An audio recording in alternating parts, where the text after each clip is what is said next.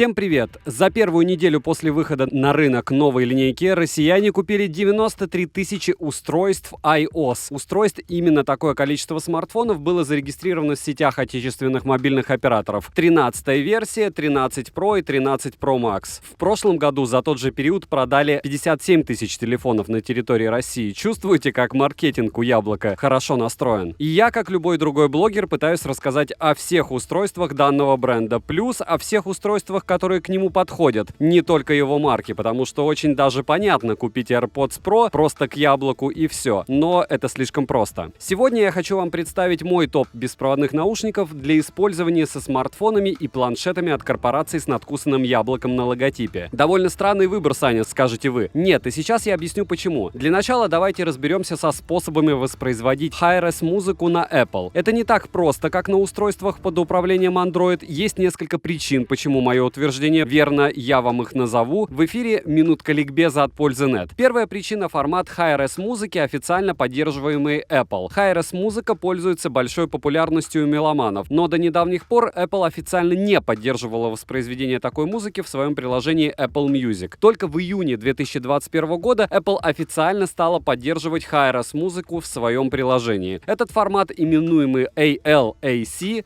Apple Lossless Audio Codec, он чем-то напоминает стандартный FLAC-файл, но имеет чуть большее сжатие, максимально воспроизводимый диапазон до 24 бит при 192 кГц. Но для прослушивания композиций с частотой дискретизации выше 48 кГц по проводу необходим внешний ЦАП, цифровой аналоговый преобразователь, например, аудиоконвертер USB, преобразующий цифровой звук в аналоговый. Штатный адаптер Lightning на 3,5 мм для наушников обрезает на входе поток до 24 бит 48 кГц, так как в айфонах и айпадах нет встроенного ЦАПа. Вторая причина — ограничение, созданное компанией в виде отсутствия возможности расширения хранилища смартфона или планшета. Если в двух словах, то один и тот же трек в несжатом формате займет у вас место 5 или в 15 раз больше, чем стандартные форматы MP3 или AAC. Так что любителям хранить свою медиатеку на смартфоне точно придется задуматься от покупки смарт-планшета с большим объемом памяти. Третья причина, напрямую вытекающая из предыдущей. Если вы не захотите скачивать медиатеку на смартфон или используете стриминговые сервисы, то для использования новых опций приложения Apple Music, Tidal или других онлайн-сервисов, предлагающих трансляцию музыки в Hi-Res, необходимо иметь устойчивое интернет-соединение с шириной канала минимум в 3 мегабита в секунду, а для стабильного воспроизведения в районе 30 мегабит в секунду это не всегда доступно не только жителям провинции, но и в крупных мегаполисах типа Москвы или Санкт-Петербурга, так как даже в столице скорость мобильного интернета скачет в зависимости от местоположения пользователя, да вы в конце концов в переход можете спуститься. Скорости его перемещения в пространстве, метро, называемый транспорт, загруженности соток, к которой подключен абонент, и других условий. В общем, слушать по воздуху Hi-Res музыку от Apple лучше всего подключившись к Wi-Fi роутеру дома, притом желательно иметь там 1 гигабит. Еще одна причина, по моему мнению, это тот факт, что насладиться несжатым аудио в маршрутке или метро, как по мне, не получится с вероятностью процентов 98, просто потому что вследствие внешних шумов и различных факторов вы не сможете уловить существенную разницу между сжатым и несжатым форматом, разумеется, исключая внутреннее удовлетворение от самого факта причастности к адептам правильных форматов звука и true аудиофилов. Но самая главная причина — отсутствие поддержки Apple Bluetooth кодеков высокой четкости, таких как LDAC, aptX, aptX HD, aptX Low Latency и ряда других. Так что какие бы крутые наушники вы не подключили к своему смартфону, хоть AirPods Pro Max за 63 тысячи рублей, хоть Sony WH-1000XM4 и какие бы Hi-Res аудио не воспроизводили на нем, все равно самым узким местом будет способ передачи аудио на наушники. Лично проверил на своем iPad Pro 2021 года, iPhone 13, iPhone 13 Pro, причем скачивал треки как в стандартном формате, так и во FLAC и ALAC, и даже в формате DCD, Direct Streaming Digital, с огромным битрейтом. На этом вводная часть закончена, и я начинаю обзор 10 лучших, по моему субъективному мнению, беспроводных наушников для прослушивания музыки с iPhone и iPad, не включая полноразмерные накладные наушники. Напоминаю еще раз, с вами Саня, вы на канале Польза.нет, и на все уши из моего топа есть отдельные обзоры по ссылкам в описании к видео, в которых вы более подробно можете узнать их спеки. Также будут ссылки на их покупки, и помимо всего, и самое главное, если вы хотите узнать о этих наушниках подробнее, в первую очередь читайте комментарии к моим обзорам, там уже довольно большое количество пользователей, которые отписались, как им зашли или не зашли эти уши. В конце концов, можете добавиться в телеграм-канал взаимопомощи по ссылке в описании к видео для того, чтобы чтобы пообщаться с аудиофилами. Что они советуют купить? Ознакомиться с работой микрофонов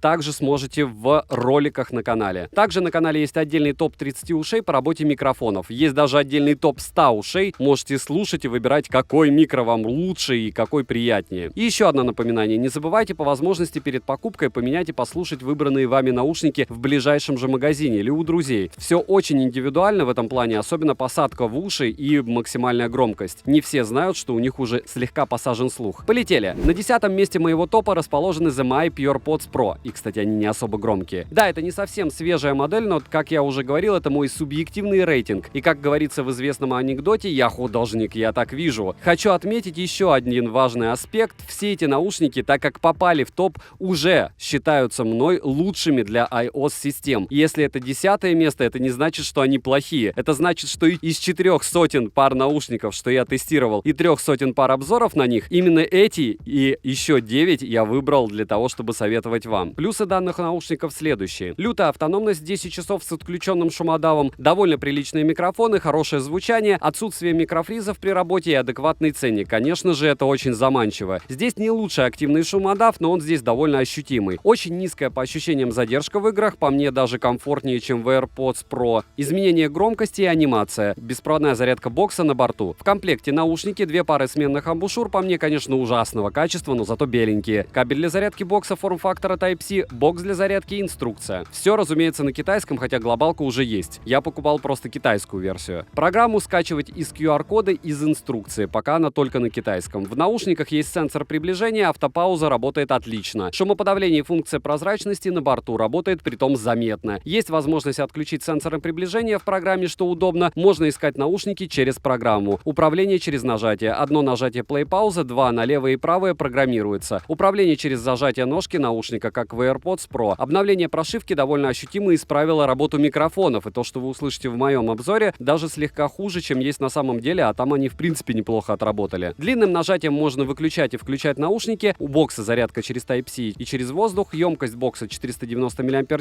На 2 перезарядки наушников его хватает. Наушники удобны, не вылетают даже для спорта норм. Но вот амбушюры прямо бесят по ощущениям, слишком они топорные, а поменять пока не на что. Они здесь, как и у всех наушников с ANC, хитрые формы с хитрым звуководом. Размеры и вес наушников очень даже адекватные. Несмотря на то, что они значительно больше AirPods Pro, носить их в ушах удобно, даже под шапкой. Даже плюшки умной зарядки 5 минут заряд в боксе дает 2 часа прослушивания на 50% громкости они завезли. Молодцы. Адаптивное шумоподавление работает в 2 режимах, для улицы и для помещения. Адаптивная громкость не впечатлила вообще. Если бокс тоже стоит на зарядке, наушники заряжаются до 50% всего за 15 минут с нуля. Шумодав до 35 дБ, Bluetooth версии 5.2 через 3 стены ловят. Фризов и заиканий даже в ТЦ замечено мной не было. Есть игровой режим, задержка минимальна. Примеры задержки тоже в роликах. Можете совершенно свободно посмотреть на каждые эти наушники по отдельности. Еще раз ссылки на них в описании. Микрофоны после последнего обновления стали хорошими. 9-миллиметровые драйвера внутри. По звучанию ситуация следующая. Объем неплохой, но не совсем хорошо. Но не совсем хорошо на звук влияет отсутствие эквалайзера. Если пользоваться сторонними эквалайзерами, то конкретно не хватает середины. Даже по высоким частотам просадка меньше, хотя это затычки. Минусы следующие. Приложение на тот момент, когда я тестировал, было только на китайском языке. Голосовой помощник оповещения тоже только на китайском, если будете не глобалку брать. Защита от влаги неприлично скромная. IPX4, конечно, больше для вида. Сборка оставляет желать лучшего. Швы моментально забиваются грязью. Эквалайзеров в программе нет. Цена по ссылке в описании к видео плавает в районе $60 плюс-минус. Все зависит от распродажи. Кто-то умудряется и за 40 купить во время сейла. Резюмирую, если брать по сумме факторов, советую. Это отличные наушники для мобильного гейминга. Чуть-чуть практически всем не хватает максимальной громкости, но это смотря как смотреть. Лично мне хватает. Хотя запаса нет, и это удручает. 9 место я отдаю Oppo Enco Free 2. И хотя это золотая середина, эти наушники я советую практически всем и всегда. Мы сейчас говорим об iOS-системах. Производитель нам предлагает активное шумоподавление, по мне лучшее в сегменте наушников до $100. Драйвер DIN Audio на 10 мм, трехъядерный чип для обеспечения ANC до 42 дБ, режим автопаузы, 3 микрофона с алгоритмом для снижения шума ветра, он же стандартный CVC, управление тапами, игровой режим с низкой задержкой. Персонализированное усиление звука, до 30 часов воспроизведения музыки, они боятся воды, но не сильно. Защита от влаги IP54 тоже на борту. Пыли не боятся. Комплект, руководство по использованию, инструкция, все на китайском, наушники белый глянцевый зарядный кейс, 2 коробочки, одна с 2 парами сменных современных амбушюр, они здесь не фонтаны. Вторая с кабелем зарядки USB Type-C. Емкость аккумуляторного бокса 480 мАч. Наушники от него можно перезарядить 4 раза, и 5-й неполный. Быстрая зарядка на борту, отрабатывает она отлично. За 5 минут подзаряда наушников они проработают как минимум 1,5 часа, разумеется, на 50% громкости. Полный цикл зарядки 90 минут по проводу. Внутриканальные наушники при занятиях спортом не выпадают, даже когда начинаешь обильно потеть и быстро перемещаться. Посередине ножки многофункциональная сенсорная панель. Сенсорных нажатий ложных я не встречал. Емкость аккумулятора каждого наушника 41 мАч.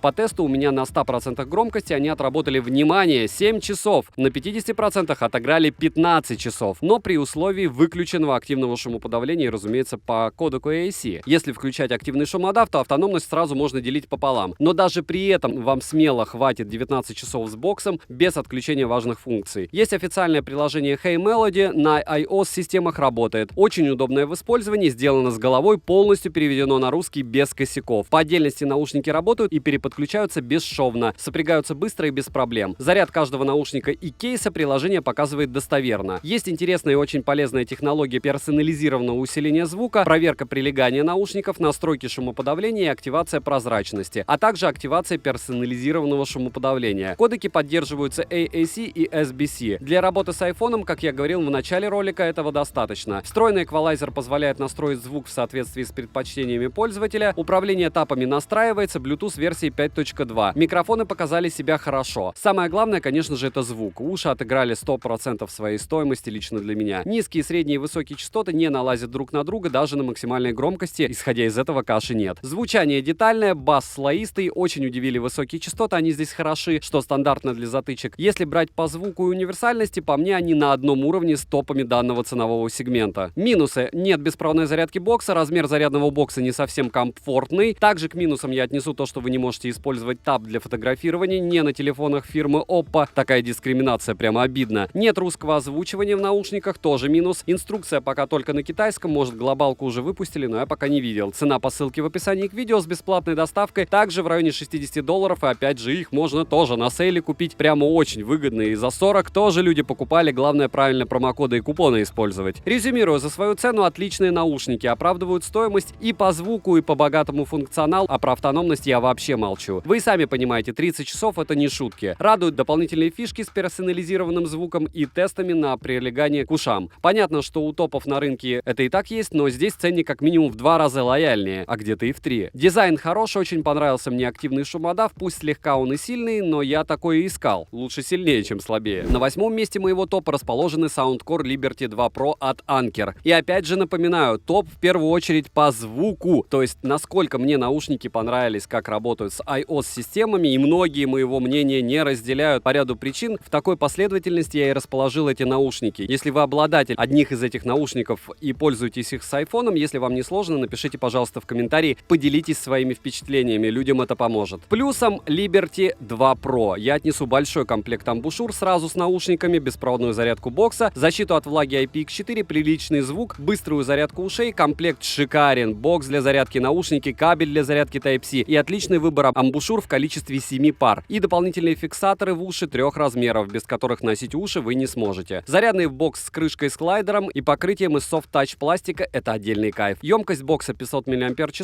хватает его на 3 перезарядки наушников, вес бокса 53 грамма. На боксе 3 диода индикации заряда, сами уши габаритные, но не слишком, весят по 9 граммов каждый. Гибридные излучатели дают хорошее звучание, отработали уши на 100% громкости целых 6 часов. Но на таком уровне громкости вы их, скорее всего, слушать не сможете. Во всяком случае, если не хотите потом к лору идти и определять тугоухость. Слишком громко. На 60% громкости отыграли около 8 часов. Управление ушами с помощью механических кнопок очень даже удобно, я за механику. Настраивать управление можно в программе, как и другие опции. Bluetooth версии 5.0, не 5.2, но и уши не совсем свежие. Когда они выходили, это был последний Bluetooth. Задержки в YouTube нет, но в играх она лютая. Кодеки поддерживаются AAC, SBC и aptX. В данном случае поддержка AAC нас интересует. Вы же помните, с какими девайсами сегодня мы все слушаем? Программа на русском языке очень функциональная. Настройки эквалайзера, обновление прошивки, переназначение, нажатие на кнопки, подстройка звучания под конкретного человека, как на топовых ушах, хотя это и есть топовые уши. Быстрая зарядка ушей в наличии, 10 минут в кейсе дают вам 2 часа звучания. CVC шумодав работает, опять же при разговорах. Звук чистый, текстурированный, ширина сцены большая, шикарный звук, но немного рисковатые высокие частоты. На максимальной громкости не шипят, инструменты в композициях различимы друг от друга, бас раскатистый, яркий, динамичный с напором. Но середины, как по мне, слегка не хватает, даже после эквалайзера. Минусы: заряд бокса нигде не увидеть, кроме как по диодам индикации на самом боксе. Нет активного шумодава, нет функции прозрачности, скромная защита от влаги, большая задержка в играх, переключение между наушниками, если вы один из них положили в бокс для зарядки, происходит с задержкой 3-4 секунды. Это неприятно и непривычно. Нет датчиков приближения, эпичный ФЛ. Но самая большая проблема — едва уловимый белый шум. Не во всех моделях, не все слышат, но он есть. Во всяком случае, в моей модели. Цена на данный момент в районе $140, я покупал их за 119, так что нужно ловить опять же скидки. Резюмирую: отличный звук, возможность подобрать под себя как амбушюры, так и звучание в программе, позволяющее настроить их почти под любые уши. Если бы не белый шум, их место было бы в топе намного выше, скорее всего, вообще первое. 7-е место моего топа занимает Sabot E16, прямо новинка. Плюсы данных наушников следующие: выделяющийся из толпы дизайн, сбалансированное звучание, шумодав CVC последней версии 8.1 и наличие игрового режима. Защита от влаги и брызг форм-фактора IPX5 на борту. В комплекте с наушниками идут амбушюры, 7 размеров, причем как силиконовые, так и пенные. Только в топах такое разнообразие, да и то не во всех. Механические кнопки управления наушниками отнесу также к плюсам. Я уже говорил по поводу отношения к ним. Беспроводная зарядка поддерживается у бокса, комплект отличный, сами наушники, зарядный бокс, 3 пары пенных амбушюр, 4 пары силиконовых амбушюр высокого качества, кабель Type-C для зарядки, чехол-мешок из эко-кожи для переноски кейса и краткое руководство по использованию. Вес глянцевого кейса без наушников 48 граммов, вес одного наушника 5,9 граммов. Емкость бокса 400 мАч, полный цикл зарядки 1 час, емкость одного наушника 50 мАч.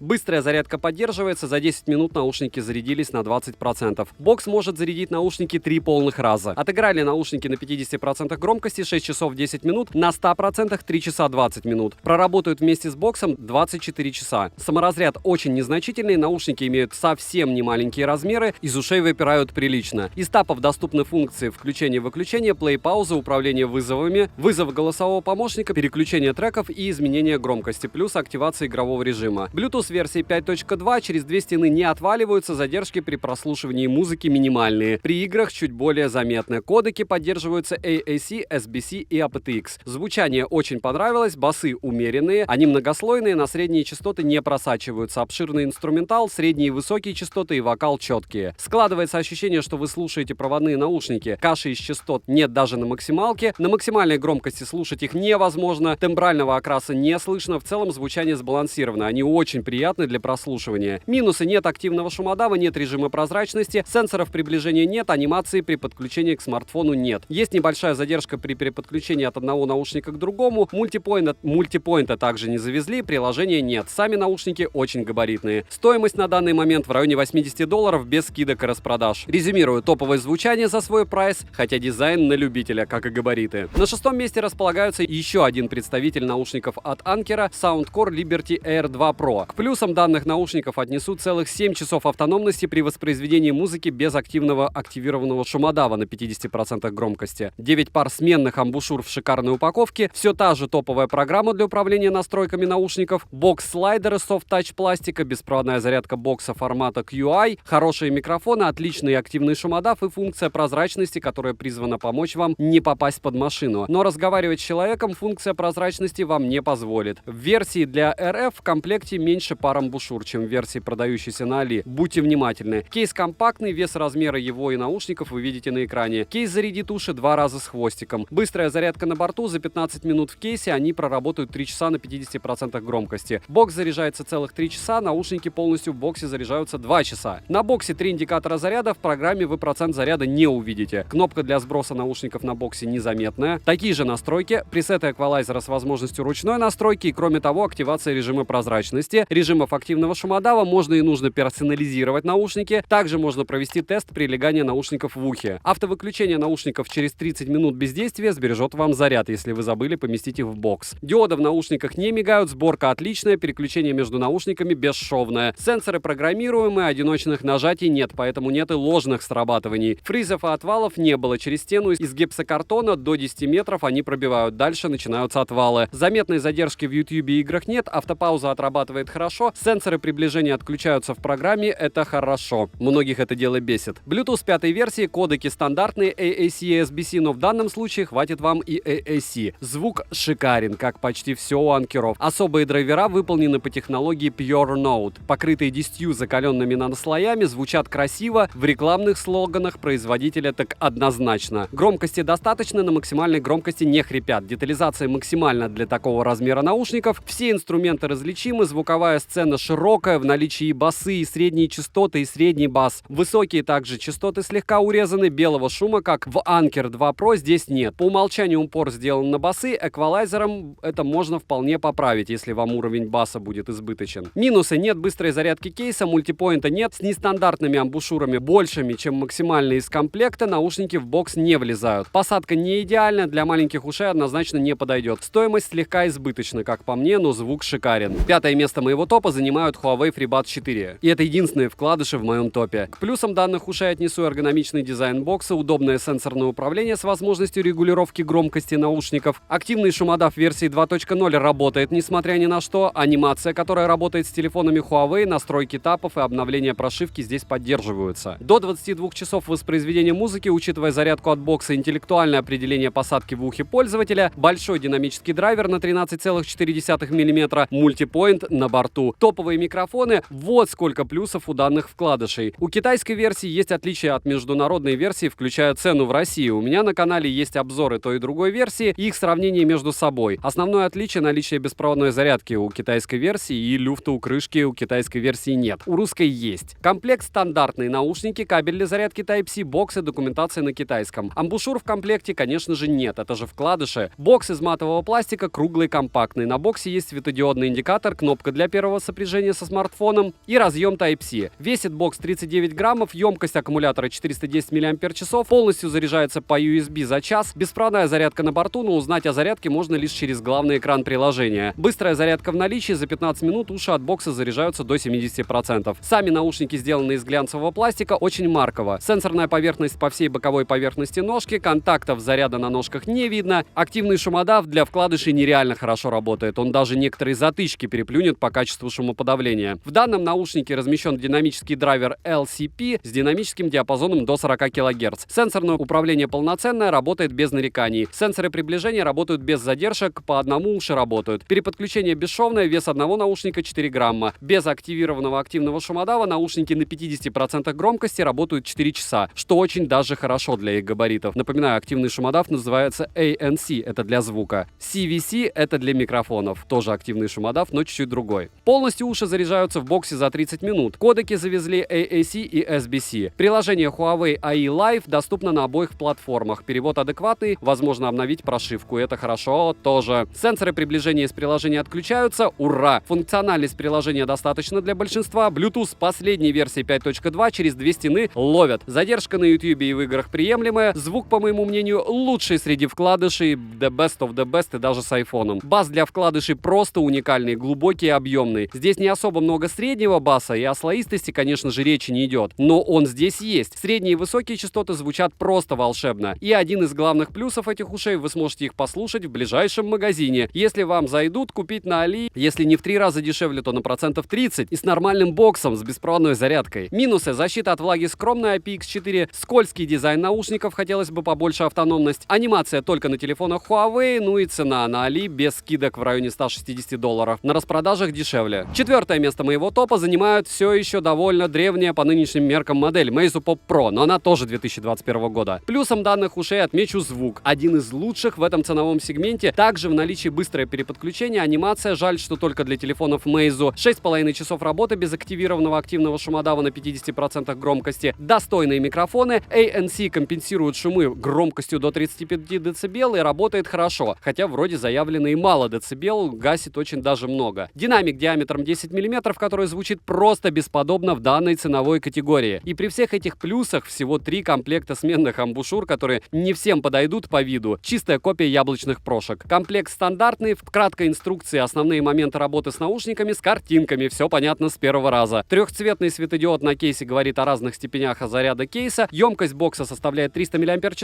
и наушников по 45 мАч у каждого. Бокса хватает почти на 3 перезарядки, точнее на 2 полных и третью до 80%. Уши играют в сумме около 19 часов с учетом бокса без активированного активного шумодава. С активированным активным шумодавом уши играют играют 4 часа на 50% громкости. Защита от влаги IPX5, Bluetooth версии 5.0, дальность связи до 10 метров, через одну бетонную стену ловят автопауза в наличии. По одному уши работают, подключение к источнику звука раздельное. Управление сенсорное в ножке каждого наушника. Ложное срабатывание я не ловил, функции на одиночное касание не завезли, поэтому и ложных нажатий нет. Кодеки на борту только стандартные, AAC и SBC, задержки в играх или YouTube практически нет. При активации активного шумоподавления звук в Meizu становится глубоким, массивным. Внешние звуки отдаляются, и это хорошо. Уши выдают детальный звук до практически максимальной громкости. Низкие частоты на средние не заползают, средние не глушат высокие, а высоких прямо очень много. Запас по громкости приличный. Как наушники для воспроизведения музыки они подходят на все 100%. Цена ниже, чем AirPods Pro, практически в 3 раза. Притом звучат они в плане музыки однозначно лучше прошек. Минусы. Анимация доступна только на смартах Meizu, нет беспроводной зарядки бокса, нет быстрой зарядки наушников, нет программы для управления наушниками, не самые лучшие микрофоны, подозрительно маленькие звуководы, но топовый звук. Плюс не идеальная сборка и довольно большое количество брака. Это, в принципе, касается всех наушников, притом, когда их много покупают, логично, что много брака и много людей отписываются по поводу этого. Уши предупреждают за унывным звуком об окончании батареи около 50 минут до окончания своего заряда раз в 5 минут. И все же сдается первым правое ухо с отрывом в 10 минут. 15 минут зарядки от кейса зарядили уши всего на 20%, что совсем нехорошо. И щели в наушниках уж слишком топорные. Понятно, издалека не видно, но когда ты приглядываешься, видно все. Но еще раз повторяюсь, звучание у них просто отличное, с любыми девайсами, любыми системами и с iOS-системами тоже. Третье место занимают наушники Sony 1000XM3, разумеется, WF. К не очень хорошим особенностям данных ушей относятся, по моему мнению, огромные размеры самих наушников, необходимость фотографировать свои уши для настройки наушников в фирменном приложении Sony, притом это только для платных программ. Сомнения в возможности носить данные уши с зимней шапкой, точнее невозможно. Полное отсутствие влагозащиты, периодически отвалы ушей от смартфона, но все меньше и меньше с каждой новой обновой. Кейси размером с портсигар в цыганской расцветке с относительно корявым ПО. Без aptX и без беспроводной зарядки, но нас же звук интересует. Комплект хорош. Наушники, бокс для зарядки, 7 пар сменных амбушюр, включая 3 пары пенных, море инструкций, кабель для зарядки Type-C, бокс перезаряжает уши 3 раза, быструю зарядку завезли, 10 минут в кейсе дают целых 90 минут работы. ПО на русском, функции там море, включая переназначение кнопок, смены работы шумодава, обновление ПО и других. Фото ушей пользователя нужны лишь для того, чтобы оптимизировать работу наушников в 2 платных сервисах. Вот такой фокус. Вроде есть, а считайте, что нет. Каждый из наушников имеет просто гигантские размеры и весит 8,3 грамма. Автономность у наушников для таких размеров не топовая, около 6 часов на максимальной громкости, без активированного активного шумодава. Шумодав не идеальный даже на 100% громкости, метро будет немного слышно. Запаса по громкости нет, микрофоны работают хорошо, задержки ни в играх, ни в YouTube я не замечал, кодеки только AAC и SBC. Но качество звука в них отменное. Звуковая сцена широкая, как попса, так и электроника, и даже легкий металл играет хорошо. Средние частоты великолепные, иногда не хватает эмоций, но это все про аудиофилов. Для вокала они идеальны. Минусы: беспроводной зарядки нет, огромный бокс для зарядки весом 75 граммов и размерами, нет мультипоинта, стабильность работы не лучшая, датчик приближения иногда глючит. Огромный размер самих наушников, нет защиты от влаги. Самый главный фейл — это стоимость по ссылке в описании к видео в районе $150. Учитывая габариты, цена высокая. Резюмирую, советую, если вы часто путешествуете и накладные уши брать не хочется, а вы почти аудиофил, если вы готовы проверить свои уши такими размерами наушников, и вы знаете, что такое Sony, эти уши однозначно для вас. Идете в магазин и слушаете со своим источником те песенки, которые вы планируете слушать. Не стесняйтесь, и эквалайзер настраивайте под себя тоже. Удивитесь, к сожалению, моему, потому что дорого. Второе место занимают Huawei FreeBuds Pro. И самое смешное, на сейлах они значительно дешевле, чем Sony. Плюсы у данных ушей следующие: беспроводная зарядка бокса, сенсоры приближения, на борту шумодав и функция прозрачности, безумная автономность целых 7 часов, анимация и программа управления сенсорами и датчики сжатия, нереальное звучание при оптимизации в среде звучания Huawei. Последняя версия Bluetooth 5.2, мультипоинт на 2 девайса на борту, комплект стандартный, наушники, бокс для зарядки, кабель Type-C, 3 пары сменных амбушюр, размеры и вес вы видите на экране. Максимум можно использовать уши 30 часов на 50% громкости и отключенном шумодаве и режиме прозрачности. Быстрая зарядка наушников позволяет зарядить их на 100% за 40 минут, бокс заряжается по проводу за час, беспроводной зарядкой за 2 часа, она здесь есть. Программа Huawei AI Live позволяет настраивать уши, обновлять прошивку и так далее. Проверка правильности подбора амбушюр также в наличии. Сенсоры приближения работают без нареканий, активный шумодав работает не максимально хорошо, но хорошо. Задержки ни в YouTube, ни в играх заметной нет, кодеки стандартные AAC и SBC. Через две стены работают, микрофризов не было. Шум метрополитена побеждают наушники уже на 70% громкости, естественно, с активированным активным шумодавом. А вот по звуку они просто топы. Высокие частоты воспроизводятся отлично, что нестандартно для затычек. Объем просто нереальный. Низкие и средние частоты не обрезаны, середина натуральная и никуда не задрана и не опущена. Недостатки следующие: сомнительные габариты, крупный бокс, правый наушник разряжается пусть и незначительно, но быстрее левого, и пенные амбушюры в бокс пока не уместить. Цена по ссылке в описании к видео в районе 8-9 тысяч. Реально продают за 7,5 на сейлах. Почитайте комментарии под обзором. Люди еще дешевле покупали, и за эти деньги это просто мечта. Так что не забывайте о промокодах и кэшбэках. Еще раз, в прикрепленном комментарии в описании к видео есть ссылка на мой телеграм-канал с именными промокодами и выгодными предложениями. Эти уши там часто бывают. Нужно ловить сейлы, и все у вас будет хорошо. Резюмирую, по сумме цены, автономности и звучанию данные наушники просто топ, и это просто однозначно первое место. Но так как я постоянно тестирую дорогие наушники, к сожалению, тоже, я не могу не сказать, что лидер сегодняшнего топа все-таки Sony